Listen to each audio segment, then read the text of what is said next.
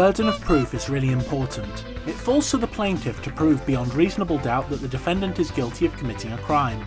In Space Court, you'll have to deal with two kinds of inculpatory evidence, which is evidence that proves guilt. Direct evidence, which is factual evidence that clearly demonstrates a client's guilt, and circumstantial evidence, which is like the icing on the cake and can help in linking a defendant to the crime. Direct evidence can be seen in the form of eyewitness accounts if a person witnessed the crime, audio confessions, forensic evidence such as fingerprints and fibres, and confessions in court. Circumstantial evidence can be seen in the form of eyewitness accounts if someone saw the defendant running from a crime scene, proof of harassment in messages on the intercom and in personal messages and letters.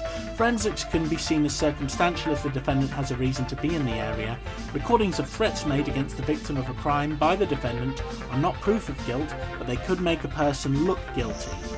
Exculpatory evidence is evidence that proves innocence, such as an alibi or any form of proof that a client was incapable of committing the crime in the time or place in which it occurs. It could also be forensic information that does not match the defendant's forensic profile found at the crime scene.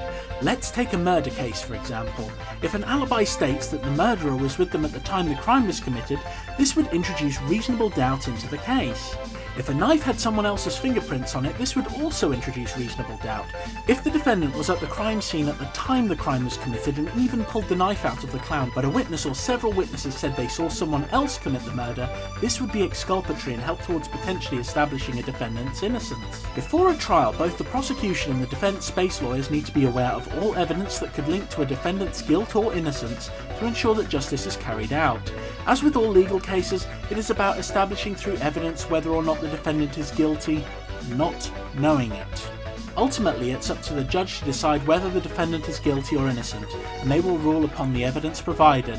It is up to the prosecution to provide a case against the defendant and for the defense to defend their client.